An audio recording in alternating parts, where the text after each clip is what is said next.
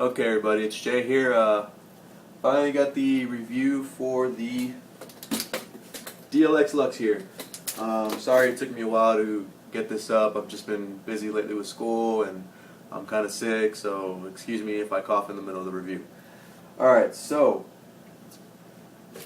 I'm going to start off with the cons just so I can get those out of the way. I like to get those out of the way first.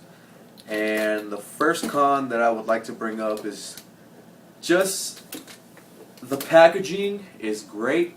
As you can see here, I don't know if you can tell there in the camera, but the slots for everything is nice.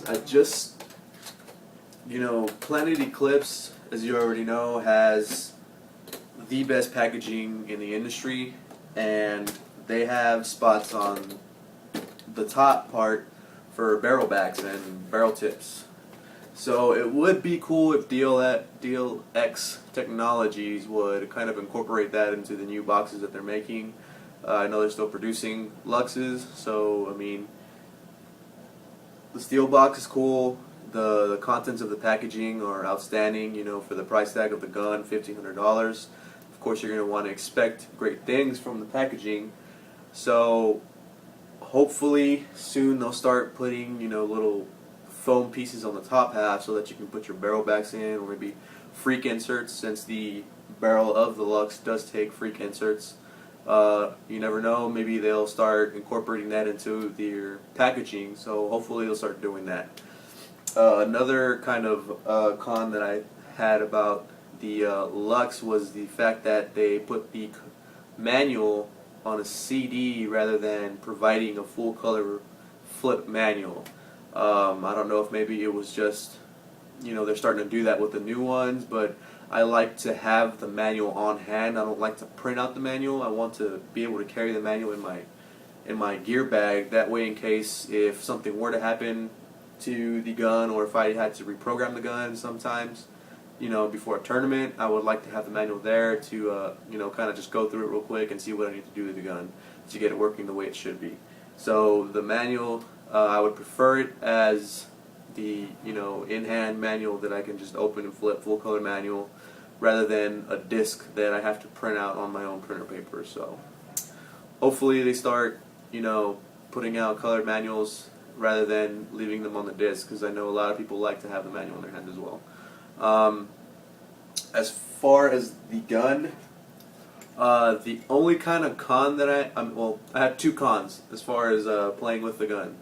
Since I'm a taller person with longer arms, when I was shooting E-Techs or Egos and Geos and NTs, I felt like I needed a longer tank, so I own a 70-4500 carbon fiber tank to provide that length that I need to go ahead and reach back and it feeling comfortable on my shoulder, and the reach was good.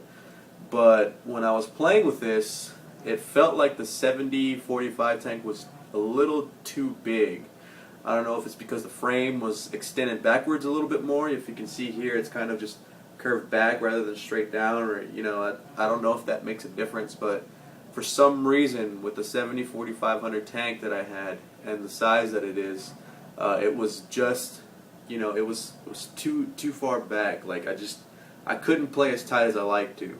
So what I ended up doing was borrowing one of my friend's peanut or booby tanks, if you like to call them. They're the Ninja 45 tanks or 50-45 tanks. I don't know what's the exact size of the tank, but when I found that when I was using the smaller tanks with the Luxe, it was a lot tighter the way I want it to be, because now that I'm going to be going to HRL, I'm going to be wanting to play a little bit tighter and wanting to sit there just holding and snapshotting out, and just I want to be able to keep this as tight as I can. And I found that with the small peanut tanks, that's a lot better. So if you're using a Luxe and you want to play tight, I recommend you using the peanut tank, because it allows you to just sit in there in your bunker. It allows you to sit really tight, and it just feels right here in the shoulder when you're using that small tank. So if you're using a Luxe, I recommend, if you like to play tight, to use a peanut tank. Another con that I kind of noticed was that if I'm ever, pulling back the bolt here, the bolt assembly, sometimes I find myself when I'm grabbing it, or if I'm, kind of just playing with the gun, that the button accidentally turns on. And you can bypass this by pulling the trigger. If you don't want to listen to the, British lady talking to you, all you got to do is just hit that trigger. You'll hear that little beep sound, and it'll just skip everything. But as far as the second con, I just, sometimes I don't know if it's the way I'm just holding it, or the way I'm playing with it, or holding, messing around with it, but I accidentally turned the power button on here in the back, and it kind of scares me a little bit, because what if, my barrel stocks off and it has a loader in it with paint and it's, gassed up. I don't want to accidentally shoot anybody. So I'm very, very careful when I'm, just messing around with the gun or playing with it, because I have been shot point blank before by my little nephew. Don't recommend it. It sucks. So always keep that barrel stock on, because this button, depending on how you're holding it, or how you're, messing around with the gun, or you're pulling it apart or cleaning it, it can turn on. And if you have a very soft trigger like I do, Tommy at Pro Shop Paintball, I asked him to, mod the trigger a little bit, and it's butter. So if you do happen to turn it on, just be careful with it. Of course, it's going to notify you when it turns on with the bypass everything. It's gonna be a little hazardous. So just be careful with how you fondle with it or how you play with it, and make sure that you don't hit that button if it has paint in it, or if it has, a tank on it. So just be careful. That was all the cons that I had. As far as the pros go, I'm absolutely in love with this gun. This gun is the quietest gun I have ever played with.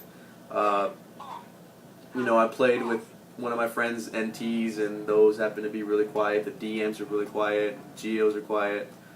Pretty much all the spool valves are meant to be quiet guns. And out of all the spool valves that I've played with, this is by far the quietest gun I have ever used. So if you're looking for quiet, Luxe is the way to go. Of course, you expect that with the price tag that the Luxe comes with, $1,500. As far as kick goes, this has the least amount of kick that I have ever felt on a gun. It's just, this gun is just magnificent. I don't know how to put it in words. This gun is just amazing. This gun is pure glory, in other words. So it's very quiet. Probably little if no recoil at all, if you can feel it when you're playing, because when you're shooting this gun, it's just like shooting heaven. Heaven's coming out of a gun. So,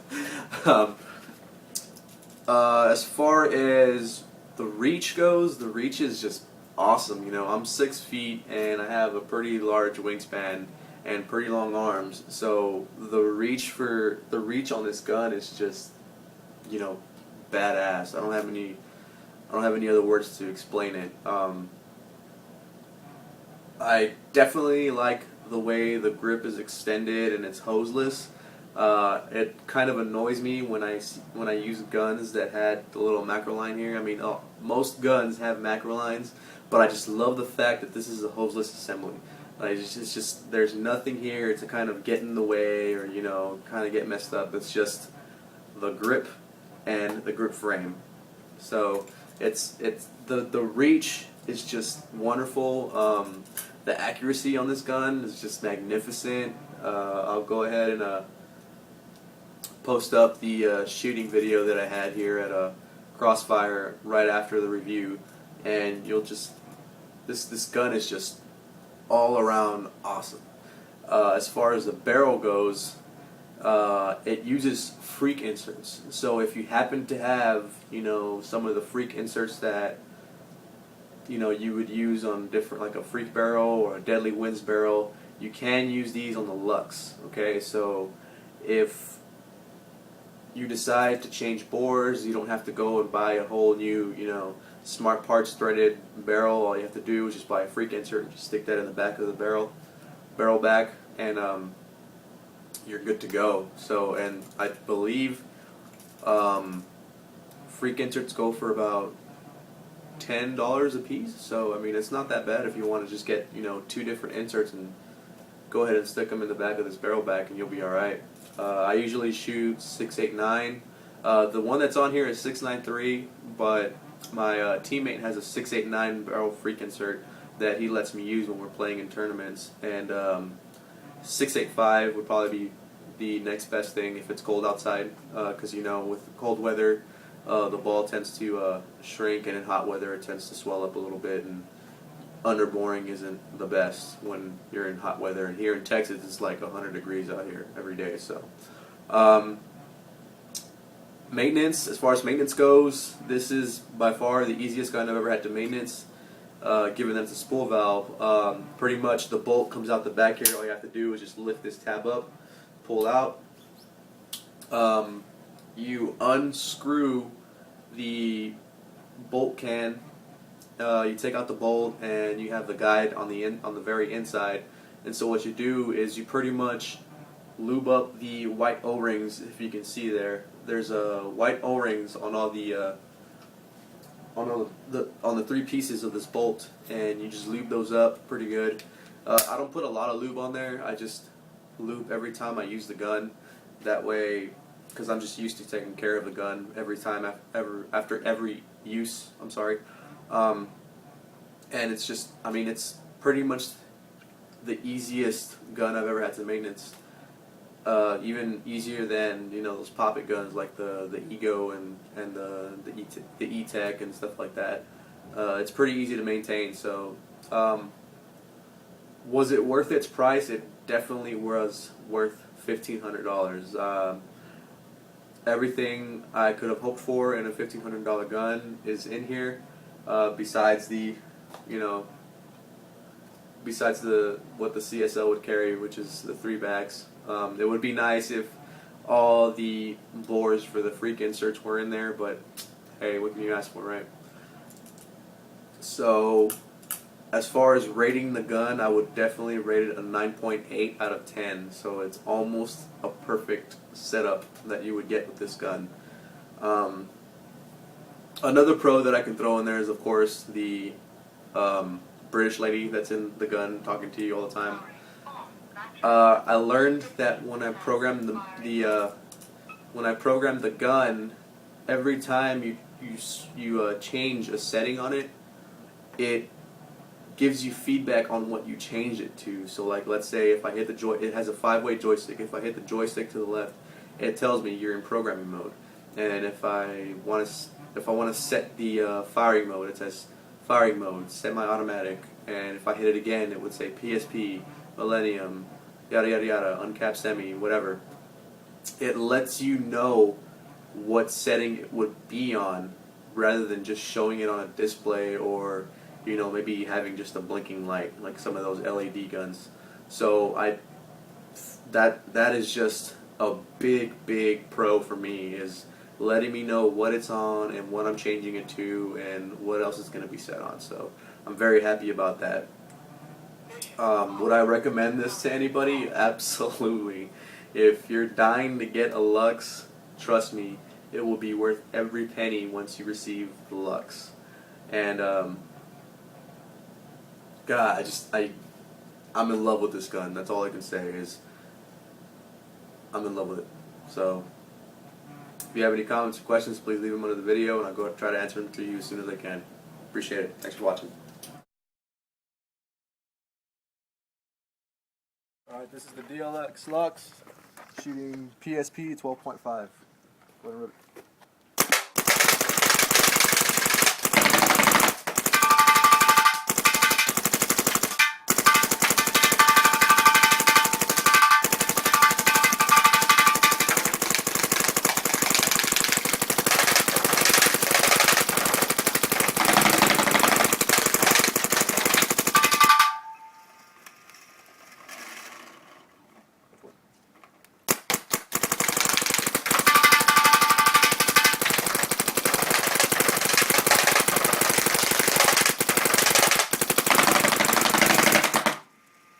Thank you.